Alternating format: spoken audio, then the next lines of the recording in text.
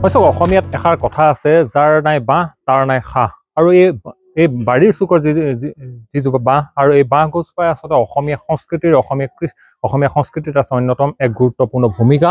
আৰু এই ক্ষেত্ৰত যে এই বাৰীৰ চুকৰ বাঁহজোপাও যে মানুহৰ জীৱন নিৰ্বাহৰ অন্যতম সম্বল হ'ব পাৰে, তাৰ যদি আমি কথা চাওঁ, এই মুহূৰ্তত আমি এটা নাম ল'ব লাগিব, সেয়া হৈছে অবিনাশ হাজৰিকা।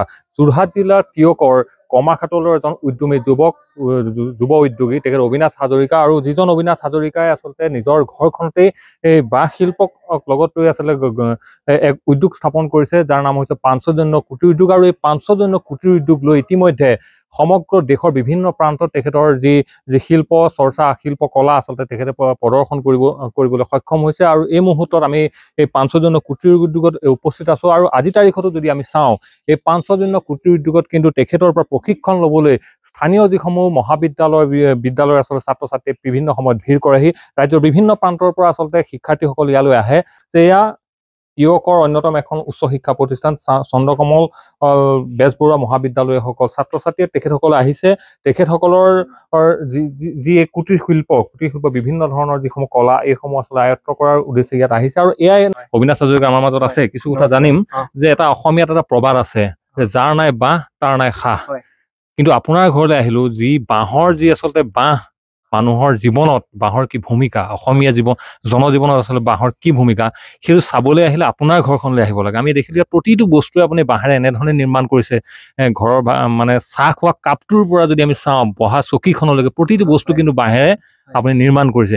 এই যিটো চিন্তা কেনেধৰণে প্ৰথম আহিলে, এইটো আমাক প্ৰথম লাগে। হয়, বাঁহৰ কথা যদি আমি চাওঁ, জন্মৰ পৰা মৃত্যুলৈকে বাঁহ লাগে। আমি আগতে বাঁহ যেতিয়া এটা শিশু জন্ম হৈছিলে, নাৰী কাটোতে বাঁহ লৈছিলে, আৰু যেতিয়া মৃত্যু হয় তেতিয়াও আমাক বাঁহৰ চাঙিখন লাগিবই। সেইকাৰণে বাঁহ লাগে। আৰু সেই বাঁহটোকে যদি আমি পেচালৈ পৰিৱৰ্তন কৰোঁ, সেইটোৱে মোৰ উদ্দেশ্য আছিলে। আৰু আমাৰ বাৰীৰ পিছফালে যিজোপা বাঁহ আছিলে, সৰুৰ পৰাই সেই বাঁহজোপা দেখি আছিলোঁ। সেই বাঁহজোপাৰ পৰা আমি কি বনাব পাৰিম সেইটো মনলৈ আহিছিল। আৰু আহিও এতিয়া আমি যিটো কওঁ গ্ৰীণ গ'ল্ড, এটা বাঁহক আমি মানে সোণৰ লগত তুলনা কৰিব পাৰোঁ। তো সঁচাকৈ এটা বাঁহ সোণৰ সমান মূল্য আছে।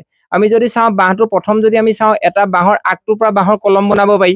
আৰু একেবাৰে গুৰিটো যদি চাওঁ, আমাৰ দেখিছে ৰংঘৰলৈকে ইত্যাদি কৰি এনেকুৱা মেমেণ্ট কিছুমান বনাব পাৰিম।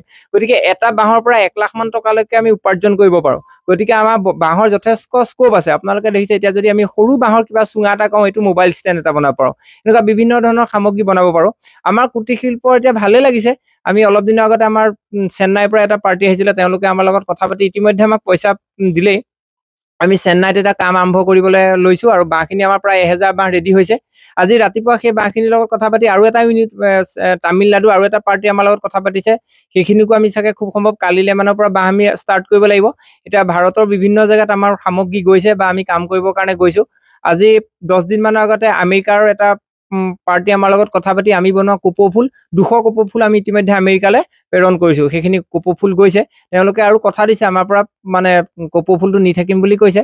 গতিকে ভাল লাগিছে এইখিনি কাম কৰি। এতিয়াও আমাৰ ইয়াৰ কুটিৰ শিল্পত তিয়ক চন্দ্ৰকমল বেজবৰুৱা মহাবিদ্যালয়ৰ আমাৰ কমাৰ্চ আৰু অসমীয়া বিভাগৰ 2টা বিভাগৰ ছাত্ৰ ছাত্ৰী আহিছে। তেওঁলোকে কালিৰ পৰা আমাৰ ইয়াত এই শিল্পৰ লগত জড়িত হৈ তেওঁলোকে কাম শিকি আছে। নিশ্চিতভাৱে অতি শলাগিবলগীয়া। এই মুহূৰ্তত এইটো কথা কৈ এইকাৰণে ভাল পাইছোঁ যে অসমৰ যিজোপা বাঁহ, সেই বাঁহজোপা আজিৰ তাৰিখত অবিনাশ হাজৰিকাই অসমৰ পৰা নি আমেৰিকাৰ ড্ৰয়িং ৰুম পোৱাবগৈ। এই যি তেখেতৰ যি যাত্ৰা, এই যাত্ৰা নিশ্চিতভাৱে শলাগিবলগীয়া। এই পদক্ষেপ মই এই মুহূৰ্তত একাংশ ছাত্ৰ ছাত্ৰী আছে, এইসকল চন্দ্ৰকমল বেজবৰুৱা মহাবিদ্যালয়ৰ ছাত্ৰ। কেনেকুৱা ধৰণৰ অনুভৱটো কেনেকুৱা যে পুথিগত পাঠৰ পৰা আহি আপুনি এনেধৰণে আজি বাঁহ বেতৰ শিক্ষা লৈছে, এইটো কেনেকুৱা ধৰণৰ লাগিছে? অনুভৱটো ভাল লাগিছে। আমি বহুত নজনা বস্তু শিকিবলৈ পাইছোঁ ইতিমধ্যে। বাঁহৰ দ্বাৰা আমি কি বনাব পাৰোঁ সেইটো জানিব পাৰিছোঁ এগুলীয়া আহি পিনি। আৰু একাংশ ছাত্ৰী আছে, তেখেতসকলৰ পৰা মই কিছু কথা জানিম যে দেখিছোঁ বিভিন্ন ধৰণৰ, যদিও বহাগ মাহ নহয় তথাপিতো কপৌ ফুল বনোৱাত এইসকল এনেধৰণে ব্যস্ত। মই তোমাৰ পৰা জানিম কেনেকুৱা লাগিছে এইখিনি কৰি? ভাল লাগিছে। কালি আমি কপৌ ফুল বনাবলৈ শিকিলোঁ। আৰু কি শিকিবা ইয়াত? আজি নাৰিকলৰ খোলাৰ পৰা লাইট কেনেকৈ তৈয়াৰ কৰিব পাৰি তাৰ বিষয়ে, তাৰ ওপৰত শিকিলোঁ। কি ক'বা, কি বনাই আছে এইটো? এয়া মই কপৌ ফুলৰ বাবে পাহি বনাই আছো। এনেদৰে চোলাৰ ৰুলৰ পৰা পাহিবিলাক কাটি কাটি আমি কপৌ ফুল ব্যৱহাৰ কৰোঁ। আৰু এটা গ্ৰীণ টেপ আছে, যিহেতু এইটো অকণমান, আমি সেই অকণমানকে পাহিটো বনাই পিনি আমি গ্ৰীণ টেপ বনাওঁ।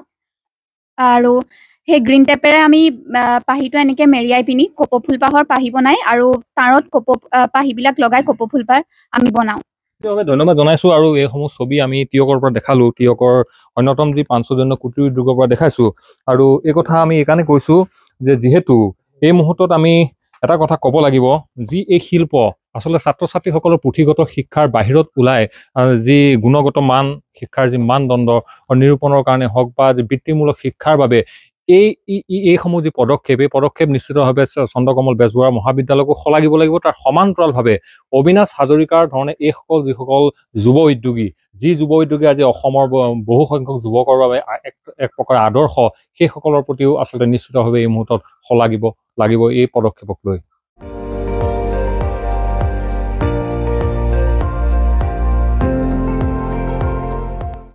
আপুনি চাই আছে ND24 সৰ্বশ্ৰেষ্ঠ নহয় সৰ্বোত্তমৰ দৌৰত